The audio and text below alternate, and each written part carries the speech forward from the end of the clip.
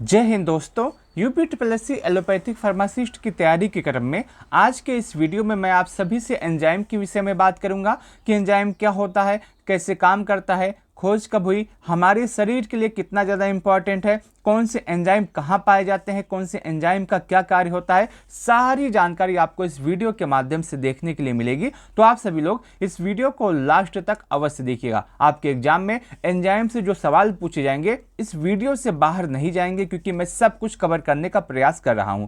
बस आप सभी लोग इस वीडियो को लास्ट तक और ध्यान से देखिएगा। सबसे पहले हम ये समझते हैं कि एंजाइम होता क्या है। अगर आप समझ गए कि एंजाइम होता क्या है तो आपको सारी चीजें समझ में आ जाएंगी। मैंने आपको बताया था इससे पहले एक चैप्टर आपका चला था बायोकेमिस्ट्री का। बायोकेमिस्ट्री का जो चैप्टर चला था उसमें बायोकेमिस्ट्री की मैंने एक परिभाषा दी थी। अगर आपको वो परिभाषा याद होगी तो आपको एंजाइम पूरी तरह से समझ में आ जाएगा। परिभाषा क्या थी बायोकेमिस्ट्री की? बायोकेमिस्ट्री की मैंने ये परिभाषा दी थी कि जो बायोकेमिस्ट्री है विज्ञान की वह आधुनिक शाखा है।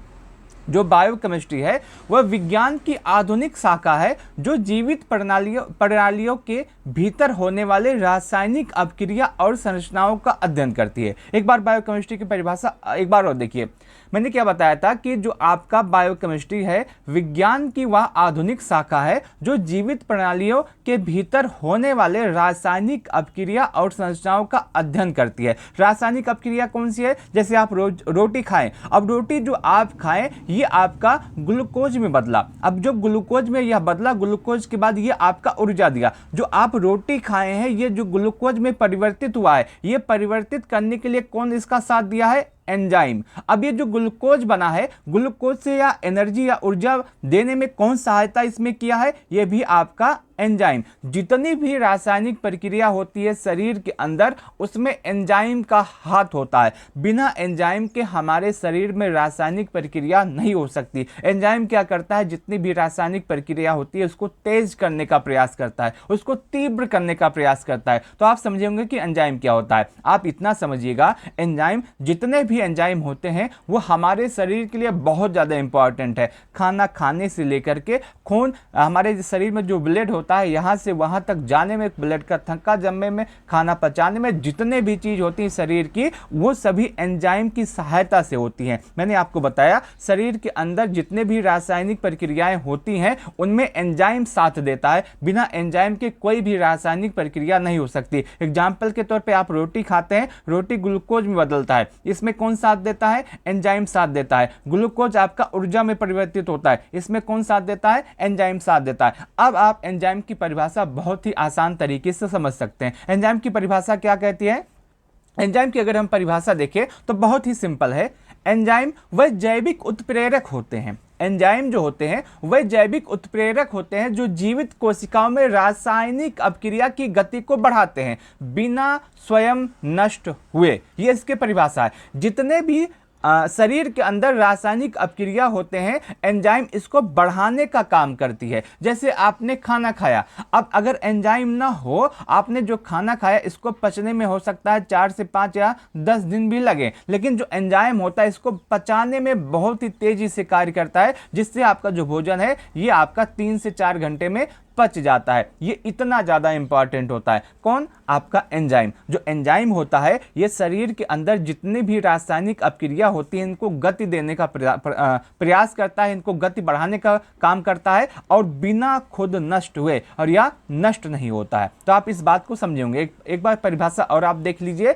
एंजाइम वह जैविक उत्प्रेरक होते हैं जो जीवित कोशिकाओं में रासायनिक अभिक्रिया की गति को बढ़ाने का काम करते हैं बिना स्वयं नष्ट हुए। इसको और भी आसान भाषा में अगर आप समझे तो एंजाइम हमारे शरीर में स्पीड बढ़ाने में सहायता करता है। एंजाइम क्या करता है? हमारे शरीर में स्पीड बढ़ाने का सहायता करता है या स्पीड बढ़ाने की तरह काम करता है। जैसे आप भोजन को पचाने में इसका स्पीड बढ़ाता है, ऊर्जा बनाने में, और इसके साथ साथ सभी कार्य एंजाइम की मदद से ही होते हैं। सभी कार्य जितने भी हमारे शरीर के अंदर कार्य होते हैं, जितने भी रासायनिक कार्य होते हैं सभी एंजाइम की मदद से ही होते हैं। एंजाइम की मदद से इसमें तेजी आती है। तो आप एंजाइम का मतलब यहां से समझोगे कि एंजाइम कितना ज़्यादा जरूरी है आपके शरीर के लिए, आपके लिए, और रासायनिक अभिक्रिया के लिए जो हमारे शरीर के अंदर होती है। अब हम समझते हैं कि जो एंजाइम है ये शब्द कहाँ से आया है और इस शब्द का मतलब क्या है। अगर हम इस शब्द की उत्पत्ति के विषय में बात करें तो एंजाइम जो शब्द है ये ग्रीक भाषा के एंजाइम शब्द से लिया गया है।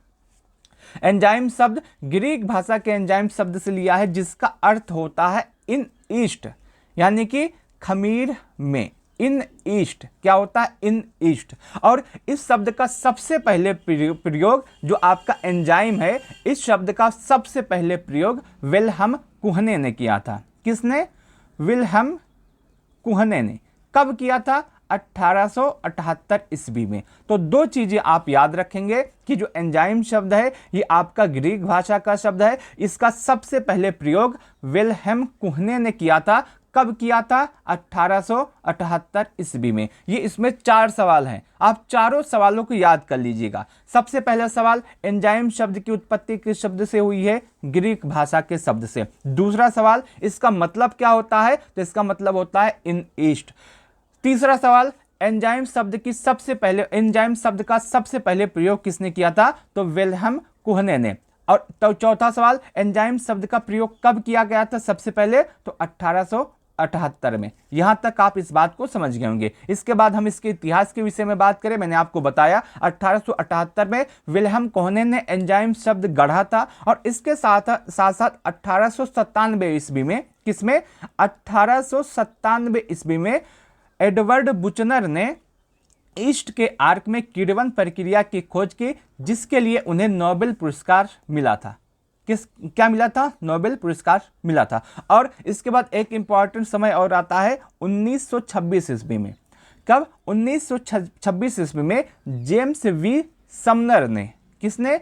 जेम्स वी समनर ने यूरिएज एंजाइम को शुद्ध क्रिस्टलीय रूप में अलग किया। ये आप 3 दिनांक याद रखेंगे। सबसे पहला दिनांक आता है 1878 में, जहां पर विल्हेम कुहने ने एंजाइम शब्द का प्रयोग किया था। उसके बाद 1897 में, जहां पे एडवर्ड बुचनर ने ईस्ट के आर्क में किण्वन प्रक्रिया के द्वारा इसमें खोज किया और इसके लिए उनको नोबेल प्राइज मिला। और उसके बाद 1926 में क्या हुआ था? जेम्स वी समनर ने यूरिएज एंजाइम को शुद्ध क्रिस्टलीय रूप में अलग किया था। ये आप 3 चीजें याद रखेंगे इसके इतिहास से संबंधित। मैंने इसकी परिभाषा आपको बता दी, परिभाषा आपको याद हो गया होगा। अब इसका हम कुछ विशेषताएं के विषय में बात करते हैं और इसके साथ साथ हम इसके दैनिक उपयोग के विषय में बात करते हैं कि कितना ज्यादा हमारे जीवन, हमारे कार्य के लिए कितना ज्यादा एंजाइम इंपॉर्टेंट होता है। विशेषताएं के विषय में बात करें, ये विशेषता अभी थोड़ी सी है, ये विशेषता इसलिए बताई जा रही है क्योंकि इसके विषय में मैं आपको बताऊंगा कि दैनिक उपयोग क्या होते हैं इसके। तो दैनिक उपयोग को समझने के लिए आप ये 2 या 3 जो विशेषताएं हैं आपको समझनी पड़ेंगी। इसके बाद विशेषता, एक कंप्लीट विशेषता के विषय में हम बात करेंगे, लेकिन ये जो थोड़ी सी विशेषताएं हैं, जो सबसे ज्यादा इंपॉर्टेंट विशेषताएं, आप इसके विषय में जान लीजिए। सबसे पहली विशेषता यह है कि जितने भी एंजाइम होते हैं ये प्रोटीन से बने होते हैं।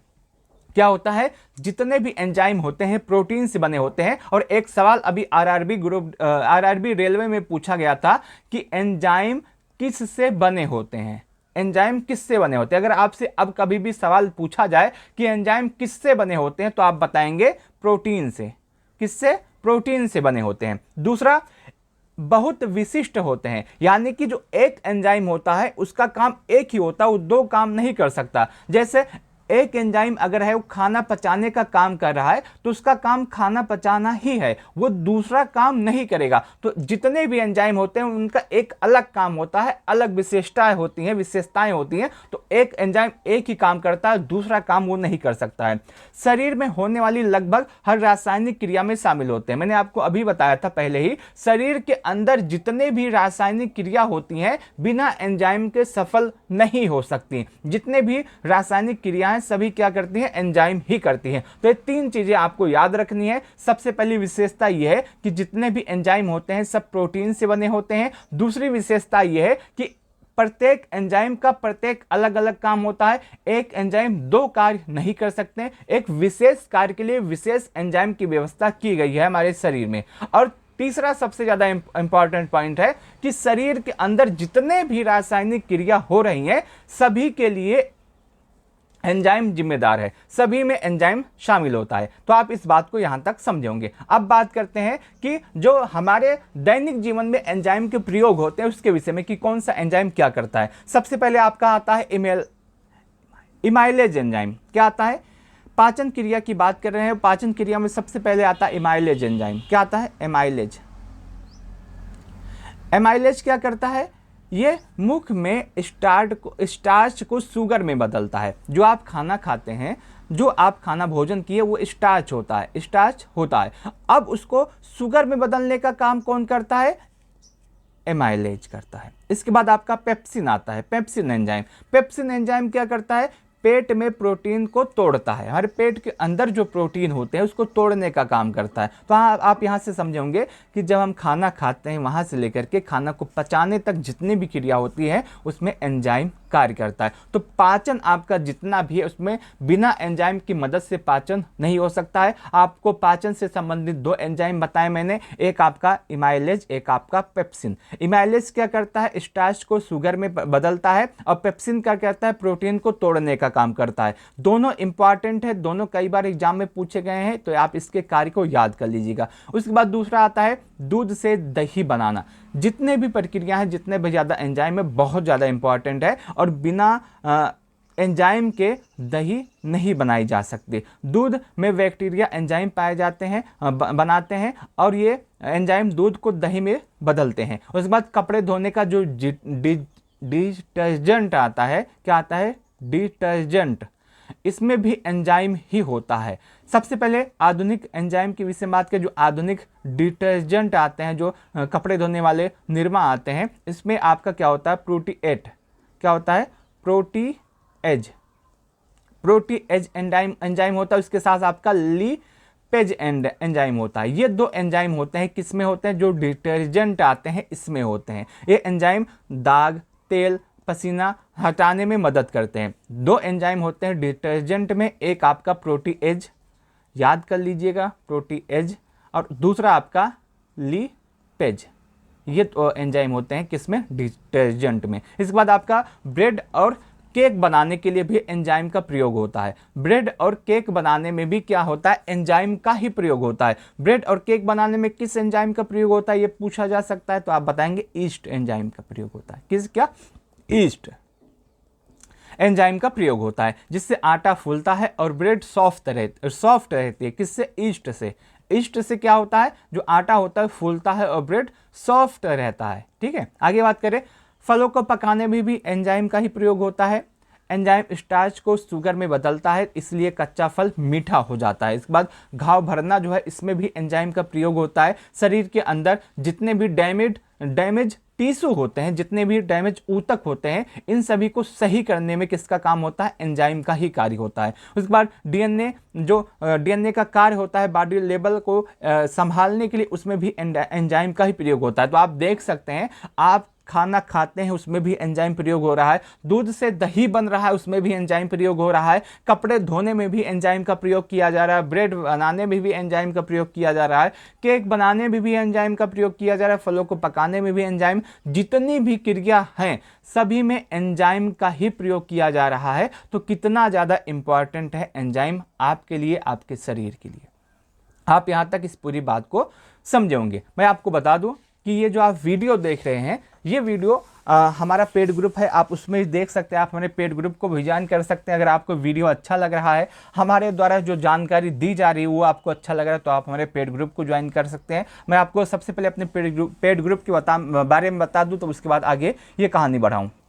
इस समय मेरे सभी पेड ग्रुप में ऑफर चल रहा है। सबसे पहला पेड ग्रुप हमारा ऐसा है जिसमें आपका पूरा सिलेबस कंप्लीट किया जाएगा। जैसे आप वीडियो देख रहे हैं, इसी तरीके से आपका वीडियो के माध्यम से पूरा सिलेबस कंप्लीट होगा। इसमें आपका यूपीजी के कंप्यूटर, एलोपैथिक सब कुछ वीडियो से कंप्लीट होगा। इसमें आपको पीडीएफ भी दिया जाएगा, क्लास पीडीएफ, इसके वन लाइनर भी दिए जाएंगे, ऑब्जेक्टिव सवाल भी दिए जाएंगे, 8 PM पर क्विज भी होगा। तो एक बार आप वीडियो देखेंगे, जो आप वीडियो देखेंगे इसी का पीडीएफ होगा, इसी वीडियो का वन लाइनर होगा, इसी वीडियो का एमसीक्यू होगा। जितना जितना भी एमसीक्यू बन सकता है सब आपको दिया जाएगा और इसी का 8 PM पर क्विज होगा। तो एक बार वीडियो देखेंगे, एक बार आप पीडीएफ पढ़ेंगे, वन लाइनर लगाएंगे, एमसीक्यू लगाएंगे, 8 PM पे क्विज लगाएंगे, 5 बार आप एक ही चीज पढ़ेंगे तो ये भूलेगा नहीं। ठीक है, इसी तरह आपका पूरा सिलेबस कंप्लीट होगा। इसकी जो फीस है इस समय 999 रुपए थी, लेकिन अभी इसमें 20% का ऑफ किया गया है, तो आप इसको ज्वाइन कर सकते हैं। और दूसरा हमारा बैच है, बहुत सारे बच्चे ऐसे होते हैं जिनका यूपी जीके और कंप्यूटर कंप्लीट होता है, उनको बस एलोपैथिक ही पढ़ना। तो यदि आपको सिर्फ और सिर्फ एलोपैथिक पढ़ना है तो आप अपने सेकंड बैच को ज्वाइन कर सकते हैं, जिसकी फीस 599 रुपए रखी गई थी। अभी इसमें इसकी फीस 500 रुपए सिर्फ है। इसमें आपको एलोपैथिक का video plus PDF plus quiz plus MCQ सब कुछ मिलेगा आपको। जो हमारा पहला बैच है इसमें 10,000 ऑब्जेक्टिव सवाल पूरे सिलेबस से, और जो सेकंड बैच है सिर्फ एलोपैथिक का, इसमें आपका 10,000 ऑब्जेक्टिव सवाल आपको दिए जाएंगे यूपी ट्रिपल के लेटेस्ट पैटर्न पे 5 ऑप्शन वाले। ठीक है, तो आप ये ज्वाइन कर सकते हैं। इसमें भी आपको video plus PDF plus quiz plus MCQ सब कुछ दिया जाएगा। और ये हमारा थर्ड बैच एक है। थर्ड बैच ऐसा है, यदि आप कहीं से बैच ले लिए हैं, अब आपको प्रैक्टिस की आवश्यकता है, आप प्रैक्टिस करना चाहते हैं, लगातार रिवीजन करना चाहते हैं, जो आप पढ़े हैं उसको एमसीक्यू के माध्यम से पढ़ना चाहते हैं, तो आप हमारा एमसीक्यू पीडीएफ ज्वाइन कर सकते हैं। इसकी फीस मात्र अभी के लिए 199 रुपये रखी गई है। पहले इसकी फीस 299 रुपये थी, लेकिन अभी 199 रुपये है। इसमें आपको क्या मिलेगा 199 में? इसमें आपके जितने भी सिलेबस हैं में टॉपिक दिए गए हैं सभी का पीडीएफ मिलेगा। एक थ्योरी पीडीएफ होगा, क्या होगा, एक थ्योरी पीडीएफ होगा। उसके बाद उसी थ्योरी पीडीएफ का जितना भी वन लाइनर बन सकता है वन लाइनर दिया जाएगा, और उसके बाद उसी पीडीएफ का जितना भी एमसीक्यू बन सकता है जो किसी एग्जाम में पूछा गया, जो कहीं भी आया है, उन सभी को ऐड करके आपका एमसीक्यू बनाया गया। लगभग 10,000 सवाल के एमसीक्यू हैं, आपको यह दिया जाएगा। और यदि आप इतना करके चले जाएंगे तो आपका सिलेक्शन पक्का हो जाएगा। तो अगर आपने कहीं पे बैच ले लिया या कहीं से आप पढ़ाई कर रहे हैं, आपसे पढ़ना रिवीजन करना चाहते हैं, तो आप इस बैच को ज्वाइन कर सकते हैं। इसकी फीस मात्र 199 रुपए है। 199 रुपए में आपको पीडीएफ भी मिलेगा, थ्योरी पीडीएफ भी मिलेगा, वन लाइनर भी मिलेगा और एमसीक्यू मिलेगा। एक एक टॉपिक के 400 से 500 एमसीक्यू ऐड किए गए जो इंपॉर्टेंट है, और जो आपके एग्जाम, अगर आप यही एमसीक्यू पढ़ के चले जाएंगे तब भी आपका सिलेक्शन हो जाएगा। अगर आप किसी भी बैच को ज्वाइन करना चाहते हैं तो हमारी जो नंबर है 9026 92 73 15, आप इसमें मैसेज या कॉल कर सकते हैं। नंबर एक बार दोबारा सुन लीजिए, 9026 92 73 15। किसी पे आप मैसेज या कॉल भी कर सकते हैं। किसी भी बैच को आप लेना चाहते हैं, चाहे पीडीएफ बैच हो जो सबसे बढ़िया है, चाहे आपका एलोपैथिक बैच हो, चाहे आपका पूरा सिलेबस बैच हो, आप कहीं भी किसी को भी ज्वाइन कर सकते हैं। अब आगे बढ़ते हैं, एंजाइम की विशेषताएं के विषय में बात करते हैं कि हमारे शरीर में जो एंजाइम पाए जाते हैं उनकी विशेषताएं क्या होती हैं। सबसे पहले एंजाइम आपका जैविक उत्प्रेरक के रूप में कार्य करता है। जो एंजाइम होता है क्या करता है, जैविक उत्प्रेरक के रूप में कार्य करता है। मतलब क्या है इसका, मतलब एंजाइम रिएक्शन की गति को बढ़ाता है। जो हमारे शरीर में रिएक्शन हो रहे हैं, रासायनिक रिएक्शन हो रहे हैं, इनकी गति को बढ़ाने का काम करता है। कौन करता है, एंजाइम करता है। तो एंजाइम की सबसे पहली विशेषता यह है कि हमारे शरीर के अंदर जितने भी रासायनिक अपक्रिया हो रही हैं इन सभी को बढ़ाने का काम करता है, इन सभी के गति को बढ़ाने का काम करता है। एग्जाम्पल के तौर पे जैसे इमाइलेज मैंने आपको बताया, ये क्या करता है इमाइलेज एंजाइम, ये स्टार्च को शुगर में जल्दी से बदलता है। तो स्टार्च को शुगर में बदलने का काम कौन करता है, एंजाइम, इमाइलेज एंजाइम करता है। और इसकी गति को कौन बढ़ाता है, एंजाइम बढ़ाता है। तो आप इस बात को यहां तक समझेंगे। इसके बाद आपका प्रोटीन प्रकृति आती है। इसकी विशेषता क्या है, अधिकांश एंजाइम प्रोटीन ही होते हैं। हमारे शरीर में जितने भी एंजाइम पाए जाते हैं सब प्रोटीन की ही बने होते हैं। जैसे आपका पेप्सिन है, पेप्सिन क्या करता है, ये प्रोटीन एंजाइम है जो पेट में काम करता है। इसके बाद आपका उच्च विशिष्टता आती है। ये क्या होता है, एक एंजाइम केवल खास काम के लिए ही होता है। जैसे एक एंजाइम दूसरा काम नहीं कर सकता। जैसे पेप्सिन है, पेप्सिन का काम क्या होता है, पेप्सिन एंजाइम, जो पेप्सिन एंजाइम है इसका काम होता है पेट में जो आपके प्रोटीन है इनको तोड़ना। लेकिन अगर आप कहिए पेप्सिन एंजाइम आपके खून के थक्का को भी जमा दे तो ये नहीं करेगा। जितने भी एंजाइम शरीर में हैं सबकी एक विशेषताएं होती हैं, सबका एक विशिष्ट कार्य होता है, उसके अलावा वो कार्य दूसरा कार्य नहीं करते हैं। केवल एक एंजाइम एक ही कार्य करता है, दूसरा एंजाइम वो कार्य नहीं कर सकता है। तो आप तीन बातें समझेंगे। एक आपका जैविक उत्प्रेरक यानी कि गति बढ़ाने का काम करता है, जो रासायनिक अपक्रिया होती है शरीर के अंदर उनकी गति को बढ़ाता है। दूसरा, जितने भी एंजाइम होते हैं सब प्रोटीन के बने होते हैं। तीसरा, उच्च विशिष्टता, यानी कि एक एंजाइम एक ही कार्य करता है, वो दूसरा कार्य नहीं कर सकता। तीसरा, अगर चौथे की बात करें, अत्यधिक कार्य क्षमता। जो एंजाइम होती है बहुत कम मात्रा में ही होते हैं लेकिन बहुत तेज कार्य करते हैं, बहुत ही अधिक क्षमता वाले होते हैं। जैसे आपका कैटलेज है, कैटलेज एक एंजाइम है, इसमें क्या होता है, 1 सेकंड में लाखों H2O2 को तोड़ सकते हैं। एक ही सेकंड में लाखों H2O2 को तोड़ सकते हैं। ये जो इसकी तीव्रता है, ये किसकी वजह से होती है, एंजाइम की वजह से होती है, एंजाइम की विशेषता है। आगे बात करें तापमान का प्रभाव। जो हमारे एंजाइम होते हैं, ये इस पर तापमान का भी प्रभाव पड़ता है। सही तापमान पे ये बेस्ट काम करते हैं। अगर तापमान कम हो तब भी दिक्कत है, तापमान अधिक हो तब भी दिक्कत है। जैसे आपका अगर 37 डिग्री सेल्सियस का तापमान है तो एंजाइम जो है ये एक्टिव रहेंगे और ज़्यादा बेहतर काम करेंगे। लेकिन अगर यही तापमान 60 डिग्री सेल्सियस हो जाए तो एंजाइम नष्ट हो जाते हैं। क्या होता है, अगर 60 डिग्री सेल्सियस पे शरीर का तापमान चला जाए या एंजाइम का तापमान चला जाए तो वो नष्ट हो जाते हैं। तो तापमान का भी इस पे प्रभाव पड़ता है। बेस्ट तापमान पे बेस्ट तरीके से ये काम करते हैं, तापमान अधिक होते हैं नष्ट हो जाते हैं। पीएच पर निर्भरता इनकी होती है।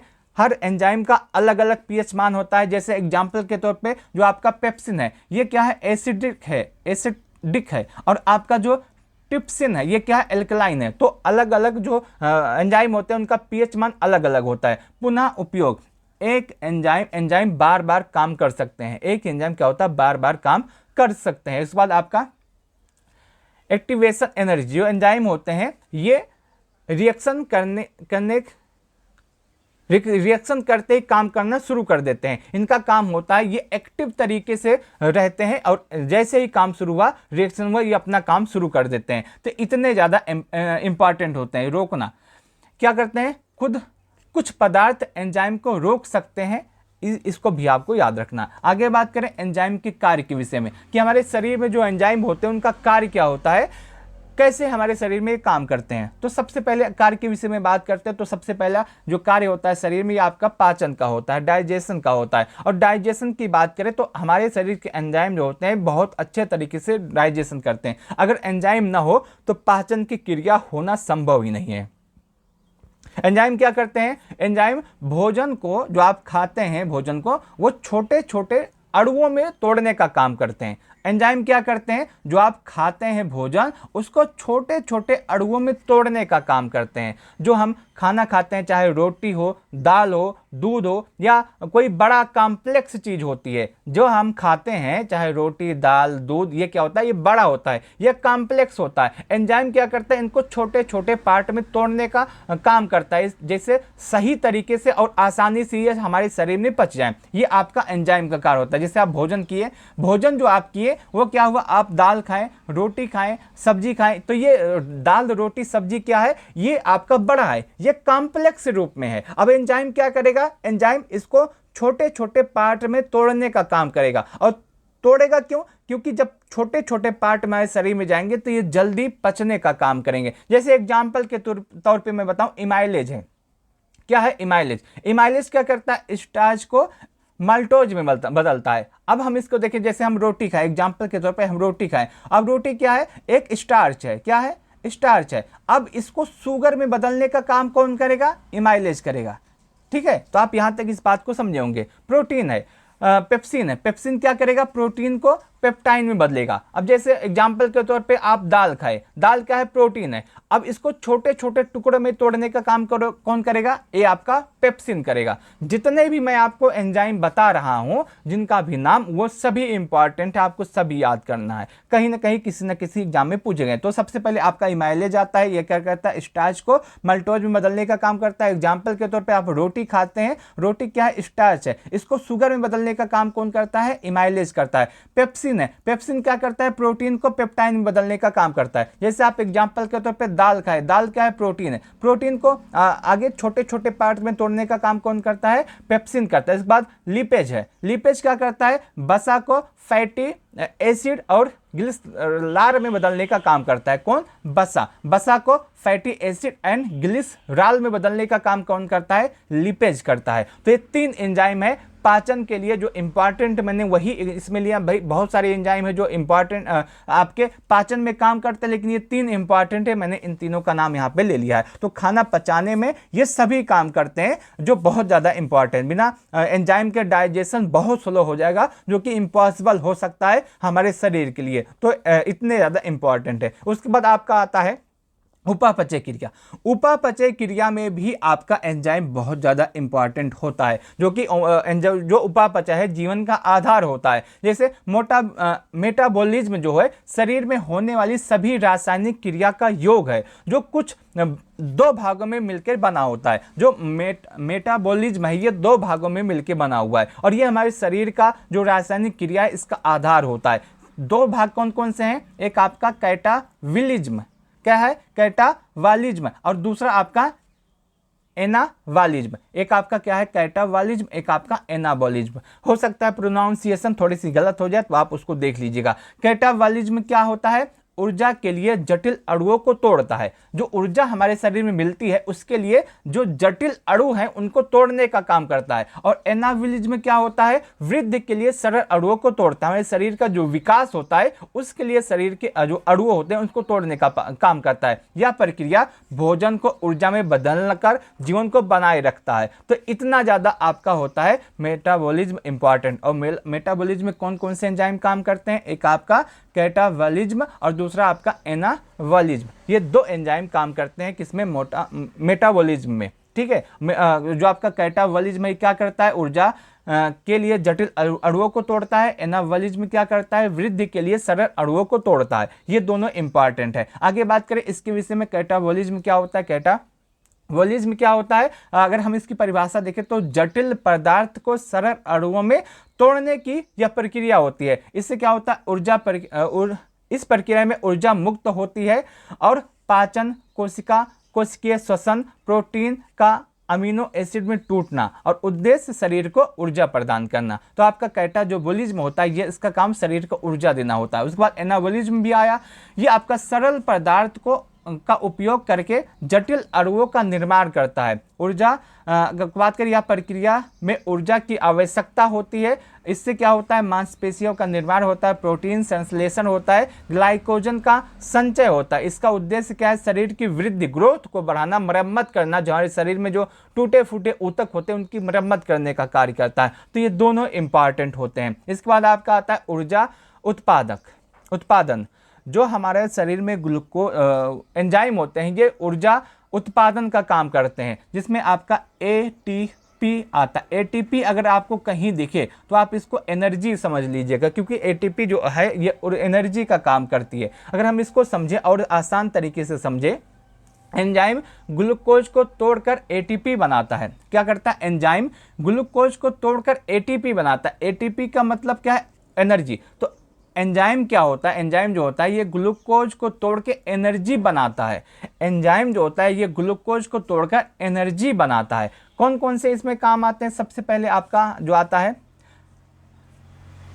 और एटीपी जो होता है इसको शरीर की एनर्जी करेंसी कहते हैं। क्यों कहते हैं? क्योंकि बिना एटीपी के शरीर में जो ऊर्जा है ये नहीं मिल सकती। इसके बाद आपका संश्लेषण आता है। इसमें बात करें तो शरीर के नए मॉलिक्यूल बनाता है। शरीर में जितने भी नए मॉलिक्यूल उनको बनाने का काम करता है। जैसे आपका डीएनए बनाना हुआ, आरएनए बनाना हुआ, ये आपका शरीर के संश्लेषण के माध्यम से होता है। इसमें भी आपका एंजाइम ही भाग लेता है। इसके बाद अपघटन हुआ, कॉम्प्लेक्स मॉलिक्यूल को सिंपल मॉलिक्यूल में बदलने का काम करता है। इसमें भी एंजाइम का ही प्रयोग होता है। जितने भी आपके शरीर में घटक होते हैं, अपघटन होते हैं, इसमें आपका एंजाइम ही प्रयोग होता है। और यह क्या करता है? कॉम्प्लेक्स मॉलिक्यूल को सिंपल मॉलिक्यूल में बदलने का काम करता है। ठीक है, आगे बात करें।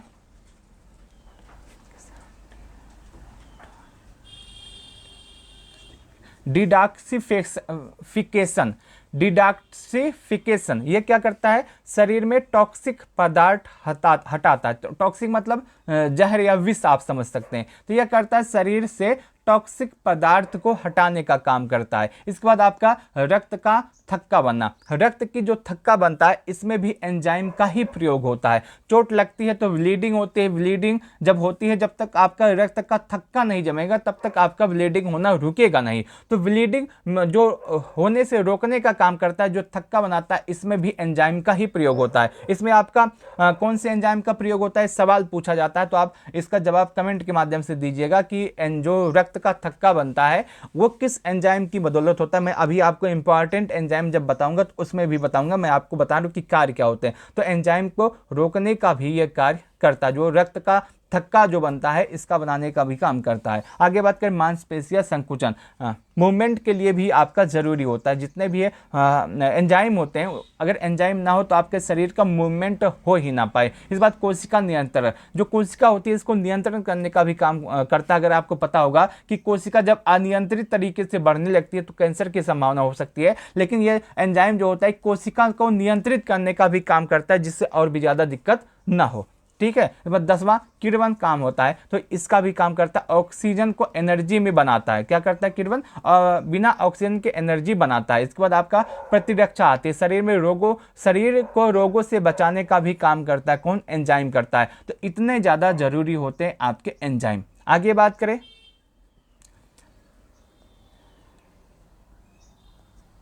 एंजाइम के प्रकार के विषय में।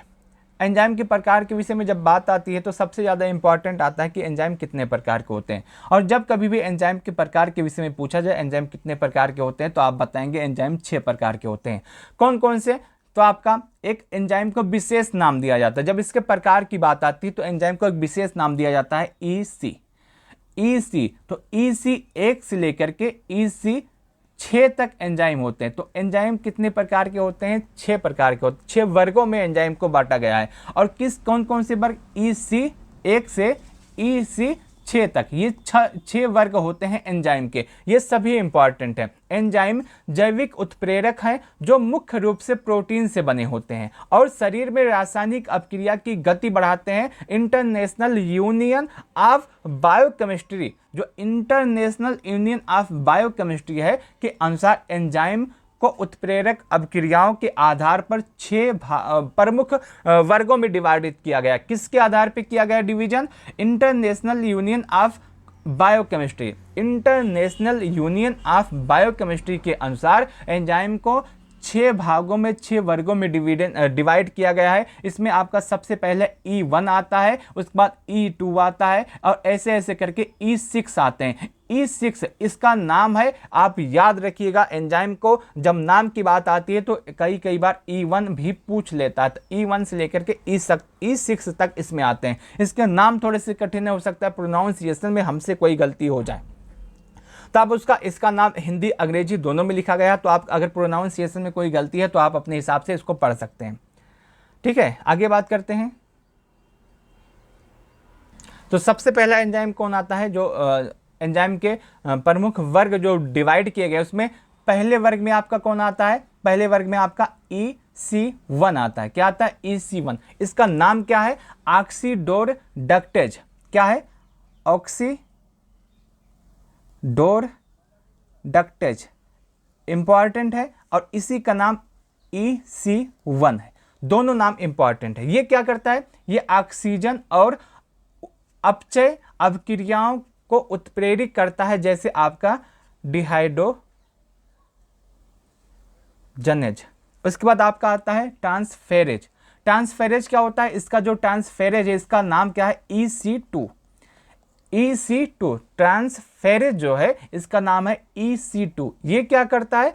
ये एक अणु से दूसरे अणु में क्रियात्मक समूह के स्थानांतरण का कार्य करता है। क्या करता है? EC2 या एक अणु से दूसरे अणु में क्रियात्मक समूह के स्थानांतरण का कार्य करता है। उसके बाद आपका हाइड्रोलेज आता है। हाइड्रोलेज क्या है? EC3। ये तीसरा है। हाइड्रोलेज का नाम क्या है? EC3। ये दोनों नाम इंपॉर्टेंट है। ये क्या करता है? ये जल के अणुओं का उपयोग करके बड़े अणुओं को तोड़ता है, जैसे आपका पेप्सिन, लाइपेज, इमाइलेज, इनको तोड़ने का काम करता है। इसके बाद आपका आता है लाइज। लाइज कौन सा है? ये आपका EC4 है। दोनों नाम इंपॉर्टेंट है। लाइज को क्या कहा जाता है? EC4। ये बिना जल अपघटन या ऑक्सीकरण के द्विबंध बनाकर या तोड़कर समूह हटाते हैं, ये इसका काम होता है। इसके बाद आपका पांचवा आता है आइसोमेरेज। आइसोमेरेज, और इसका नाम क्या है? EC5। क्या नाम है? EC5। ये एक ही अणु के भीतर परमाणुओं का पुनर्विन्यास कर समावेशी बनाते हैं, ये आपका इसका काम होता है। इसके बाद आपका लाइगेज आता है। लाइगेज क्या है? EC6 है। ये दो अणुओं को आपस में तोड़कर CC, CO, CS या CN बॉन्ड बनाकर कार्य करते हैं, ये इसका काम होता है लाइगेज का। ये आपके जो आपका एंजाइम है, इसको 6 वर्गों में बांटा गया है। सबसे पहले आपका EC1 आता है, EC6 आता है, EC1 का नाम क्या है? EC6 का क्या नाम? ऐसे भी एग्जाम में सवाल पूछे जाते हैं, तो आप इसका भी नाम याद रखिएगा। अब बात करते हैं आपके प्रमुख एंजाइम के विषय में, कि हमारे शरीर में जो एंजाइम पाए जाते हैं उसमें प्रमुख कौन कौन से हैं और उसका काम क्या होता है, कहाँ पे पाए जाते हैं। अभी तक जो मैंने आपको बताया, इसमें सबसे ज़्यादा इंपॉर्टेंट आपका अब से शुरू हो रहा है कि प्रमुख एंजाइम कौन कौन से हैं, उनका नाम क्या है, उनका स्थान कहाँ गया है और क्या काम करते हैं। ये आपका जो सवाल पूछा जाता है, यहीं से ज़्यादातर सवाल पूछा जाता है कि प्रमुख एंजाइम कौन से हैं, उनका कार्य क्या है, कहाँ पे पाया जाता है। तो सबसे पहले पाचन एंजाइम की बात करें तो पाचन एंजाइम मैंने आपको बताया इमाइलेज होता है। इमाइलेज होता है और ये क्या करता है, इसका काम क्या होता है? इसका काम होता है स्टार्च को शर्करा में बदलना। ये कहाँ पाया जाता है? ये लार स्लाइवा में पाया जाता है, एग्नाशय में पाया जाता है, 2 स्थान पाया जाता है। पाचन एंजाइम में सबसे पहले इमाइलेज आता है, जिसका काम स्टार्च को शर्करा में बदलना, लार में यह पाया जाता है। उसके बाद पेप्सिन आता है। पेप्सिन क्या करता है? प्रोटीन को छोटे पेप्टाइड्स में बदलता है। प्रोटीन को छोटे पेप्टाइड बदलता है, ये पेट स्टमक में पाया जाता है। इसके बाद आपका ट्रिप्सिन आता है। ट्रिप्सिन एंजाइम क्या होता है? प्रोटीन का पाचन करता है। ट्रिप्सिन एंजाइम क्या करता है? प्रोटीन का पाचन करता है, ये अग्नाशय में पाया जाता है। इसके बाद आपका लीपेज है। लीपेज क्या करता है? ये आपका वसा, फैट को फैटी एसिड प्लस ग्लिसरॉल में बदलने का काम करता है। ये कहाँ पाया जाता है? अग्नाशय या छोटी आंत में पाया जाता है। उसके बाद आपका मल्टेज आता है। मल्टेज क्या करता है? मल्टोज को ग्लूकोज में बदलता है, या छोटी आंत में पाया जाता है। इसके बाद आपका लैक्टेज आता है। लैक्टेज कहता है लैक्टोज को ग्लूकोज प्लस ग्लैक्टोज में बदलता है, ये भी छोटी आंत में पाया जाता है। इसके बाद आपका सुक्रेज आता है। सुक्रेज क्या करता है? ग्लूकोज और आपका सुक्रोज को ग्लूकोज और फ्रक्टोज में बदलता है, ये आपका छोटी आंत में पाया जाता है। ये आपके जो 7 विटामिन है, 7 एंजाइम है, ये आपके कहाँ पे पाए जाते हैं? पाचन क्रिया में पाचन एंजाइम के रूप में ये कार्य करते हैं। और इसमें भी आपका सबसे ज़्यादा एक बार रिविजन कर देता हूँ, सबसे इंपॉर्टेंट है एमाइलेज। इमाइलेज क्या करता है? स्टार्च को शर्करा में बदलने का काम करता है। कहाँ पाया जाता है? लार में, स्लाइवा में पाया जाता है। इसके बाद आपका पेप्सिन है। पेप्सिन क्या करता है? प्रोटीन को छोटे पेप्टाइड्स में बदलता है, ये आपका पेट स्टमक में पाया जाता है। इसके बाद आपका ट्रिप्सिन है। ट्रिप्सिन क्या करता है? प्रोटीन का पाचन करता है, ये आपका अग्नाशय में पाया जाता है। इसके बाद लिपेज है, ये आपका वसा को फैटी एसिड और ग्लिसरॉल में बदलता है, ये आपका अग्नाशय और छोटी आंत में पाया जाता है। इसके बाद आपका मल्टेज है। मल्टेज क्या करता है? ये आपका मल्टोज को ग्लूकोज में बदलता है, ये आपका छोटी आंत में पाया जाता है। इसके बाद आपका लैक्टेज है। लैक्टेज क्या करता है? लैक्टोज को ग्लूकोज प्लस ग्लैक्टोज में बदलता है, ये आपका छोटी आंत में पाया जाता है। इसके बाद आपका सुक्रेज है, आपका सुक्रोज को ग्लूकोज प्लस फ्रक्टोज में बदलता है, आपका छोटी आंत में पाया जाता है। ये आपके कुछ इंपॉर्टेंट है। इसके बाद आपका कोशिकीय एंजाइम की बात करें, ये आपका सबसे पहले हम बात करते हैं कोशिकीय एंजाइम के विषय में। अगर कोशिकीय एंजाइम की बात करते हैं, इसमें सबसे पहले नाम आता है डीएनए पॉलीमरेज का। क्या आता है? डीएनए पॉलीमरेज का। ये क्या करता है? डीएनए बनाना और उसका रिप्लेस करना, ये इसका काम होता है, कोशिका के न्यूक्लियस में होता है। उसके बाद आता है सेकंड नंबर पे डीएनए पॉलीमरेज, आरएनए पॉलीमरेज। ये करता है, क्या करता है? आरएनए बनाता है, आरएनए पॉलीमरेज। उसके बाद कैटलेज आता है। कैटलेज क्या करता है? H2O2 को पानी प्लस ऑक्सीजन में बदलता है, ये आपका हानिकारक होता है, इसको पानी प्लस ऑक्सीजन में बदलने का काम करता है, लगभग सभी कोशिकाओं में होता है। इसके बाद आपका क्या आता है? औद्योगिक या दैनिक जीवन में एंजाइम के प्रयोग। तो इसमें आपका प्रोटीएज एक एंजाइम होता है, प्रोटीएज। ये क्या करता है? प्रोटीन तोड़ना इसका काम होता है। और उसके बाद एक आपका जाइमेल होता है, जाइमेज होता है। जाइमेज क्या करता है? शर्करा को अल्कोहल में बदलता है, ईस्ट में पाया जाता है। इसके बाद रेनिन होता है। रेनिन एंजाइम क्या करता है? दूध को जमाने का काम करता है, शिशुओं के पेट में यहाँ पाया जाता है। रक्त और शरीर के एंजाइम के विषय में बात करें तो आपका एक थ्रोम्बिन होता है। थ्रोम्बिन एंजाइम क्या करता है? रक्त का थक्का बनाता है, और ये कहाँ पाया जाता है? रक्त में पाया जाता है। क्या? Thrombin enzyme. इसके बाद आपका एक आता है फाइब्रिनोजन और आपका फ्राइबिन, दो एंजाइम। ये क्या करते हैं? खून का क्लोट करते हैं, खून को जमाने का काम करते हैं। ये भी कहाँ पाए जाते हैं? रक्त में पाए जाते हैं। ये 17 एंजाइम है जो इंपॉर्टेंट बार बार एग्जाम में पूछे गए।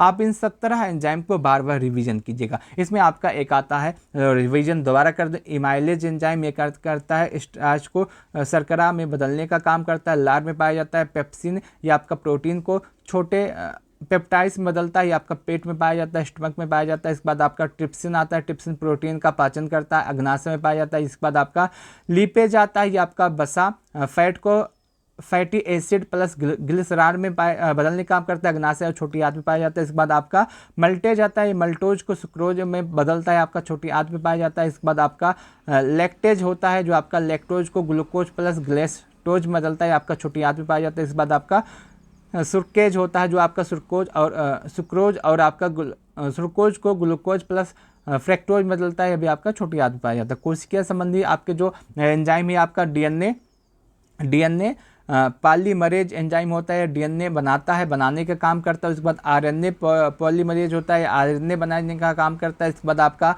कैटलेज होता है, कैटलेज क्या करता है? H2O2 को पानी प्लस ऑक्सीजन में बदलने का काम करता है। उद्योग के लिए भी इंपॉर्टेंट होते हैं। इसमें आपका सबसे पहले प्रोटीएज होता है। प्रोटीएज क्या करता है? प्रोटीएज करता है प्रोटीन को तोड़ने का काम करता है। जाइमेज क्या करता है? जाइमेज आपका शर्करा को अल्कोहल में बदलता है। इस बार रेनिन होता है, रेनिन को दूध का जमाने का काम करता है, शिशुओं के पेट में पाया जाता है। इसके बाद रक्त की बात करें, रक्त में आपका थ्रोम्बिन होता है। थ्रोम्बिन क्या करता है? रक्त का थक्का बनाता है, ये रक्त में पाया जाता है। इसके बाद फाइब्रिनोजन होता है, इसके बाद फाइब्रिन होता है, ये आपका खून का क्लोट बनाता है, ये भी आपका रक्त में पाया जाता है। ये आपके कुछ इंपॉर्टेंट एंजाइम है, आप इसको याद कर लीजिएगा। ये आपका एंजाइम का पूरा चैप्टर समाप्त होता है। आज का जो क्विज होगा वो भी एंजाइम पर ही होगा। मैं एक बार अपने विषय में बता दूं, आप अगर हमारे किसी भी बैच को लेना चाहते हैं तो आप हमारे इस नंबर पे मैसेज या कॉल कर सकते हैं। ये हमारा नंबर है। उसके साथ साथ मेरा जो बैच है इसमें सबसे ज़्यादा इंपॉर्टेंट इस समय हमारा PDF बैच है। जो बच्चे इसमें अपना थोड़ा बहुत सिलेबस कंप्लीट कर लिए हैं, लगातार पढ़ाई कर रहे हैं, रिविजन करना चाहते हैं, तो आप हमारे PDF बैच को ज्वाइन कर सकते हैं। इसमें आपका थ्योरी का PDF होगा, वन लाइनर का PDF होगा, 10,000 ऑब्जेक्टिव जो सवाल है इनका PDF होगा, और इसके साथ साथ आपका क्विज भी होगा 8 PM पर। यह आपका जो फीस है मात्र 199 रुपये है। 199 रुपया में आपको सभी PDF मिलेंगे। इसके बाद एक हमारा PDF बैच ऐसा है जिसमें आपका पूरा सिलेबस कंप्लीट किया जाएगा। पूरे सिलेबस में आपका UP GK फार्मासिस्ट एलोपैथिक सब कुछ कंप्लीट होगा, और इसके साथ साथ आपका इसमें video plus PDF plus quiz plus MCQ plus 20,000 objective सवाल आपको दिए जाएंगे। दूसरा, यदि आपका UP GK और कंप्यूटर कंप्लीट है, आपको सिर्फ एलोपैथिक पढ़ना है, तो आप सेकंड बैच को ज्वाइन कर सकते हैं। इसमें आपका पूरा एलोपैथिक कंप्लीट किया जाएगा। इसमें आपको video plus PDF plus quiz plus MCQ सब कुछ मिलेंगे। इसमें 10,000 ऑब्जेक्टिव सवाल आपको दिए जाएंगे। तीसरा, यदि आपको PDF ज्वाइन करना, सिर्फ PDF ज्वाइन करना मात्र 199 रुपये में, तो आप PDF को ज्वाइन कर सकते हैं। इसमें आपका थ्योरी का PDF plus MCQ PDF plus one liner PDF सभी कुछ मिलेगा। किसी भी को ज्वाइन कर सकते हैं। नंबर है हमारा 90 26 92 73 15। किसी भी नंबर पे आप फ़ोन या मैसेज या कॉल कर सकते हैं। इस वीडियो को लास्ट तक देखने के लिए आप सभी का बहुत बहुत धन्यवाद।